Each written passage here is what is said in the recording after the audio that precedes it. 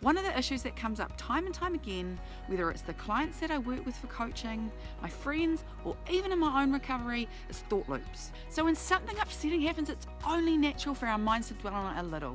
And in the short term, this can even be helpful. Thinking about things that are upsetting is not a problem at all unless you get stuck there. So a typical thought starts at one point, goes somewhere, and ends up somewhere else. Irregular thoughts tend to jump around a lot and cover a lot of new ground. How I define a thought loop is when you have the same series of thoughts over and over and over again without adding any new information. What helped me and what do I encourage my clients to do? Number 1, recognize that you're in a thought loop. The very act of noticing changes it. Suddenly, instead of you being one with the thought, you've taken a step back and now you realize that you are the person observing the person who's thinking. Number 2, find what works for you. Boo. A lot of people prefer distraction techniques. So a distraction technique is where you give your brain something else to think so it just can't keep going around the same thoughts anymore. Some of the distraction techniques that work the best for the people I deal with: go for a walk, service to others, think about somebody else, meditation, mantras, give yourself something to think over and over and over can break the power of the thoughts. The key thing is that it's anything which actually breaks your thoughts out of the cycle that they were in before and gives it something else to think. You could think applesauce over and over, it would have exactly the same effect, so just find what works for you. Number 3, are these thoughts even mine? Did you know you can't even control the thoughts that just pop up in your mind without prompting?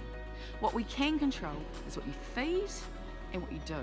So think about one of the techniques that you might use if you find yourself in a thought loop. And then when you notice that you're caught, try one of those techniques.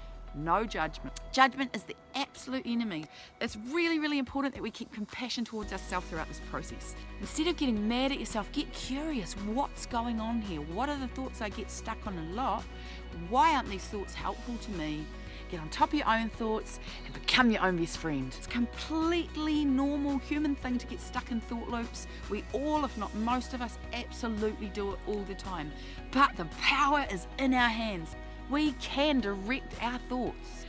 I know for myself, when I was in the heat of my burnout and depression, that I would just sob and sob and sob uncontrollably. Every time I started to think about, hey, my career's over, I'm going to have to lose my job, I might be broken, the same series of thoughts would go round and round and round my head, and I would be able to cry uncontrollably.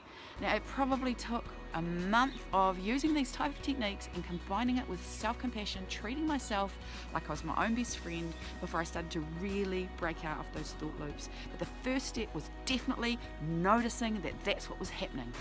So when you're out and about this week, have some consciousness about what's going on in your mind. If you catch yourself in a thought loop, use one of the techniques and discover the amazing joy and the wonderful world that comes from living outside those thought loop circles.